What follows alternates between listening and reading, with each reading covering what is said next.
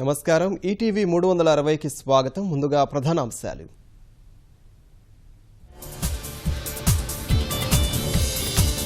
ప్రజల్ని కాపాడే బాధ్యత ప్రభుత్వానిదే. ఉగ్రవాదానికి భారత్ భయపడదని మోదీ హెచ్చరిక. ప్రజల హృదయాలను గెలుచుకోవడమే లక్ష్యం. భాజపా జాతీయ కార్యవర్గం ప్రణాళిక.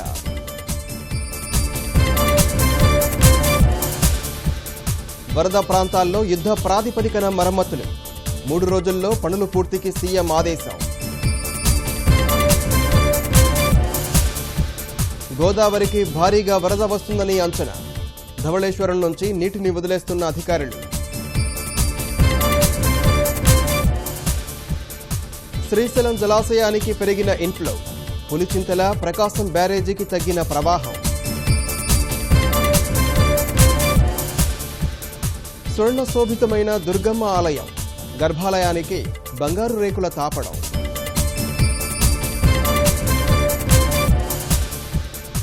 భక్తితో పాటు పర్యాటకం. తిరుపతి ఉద్యానవనాల్లో ఆధునిక ఏర్పాట్లు.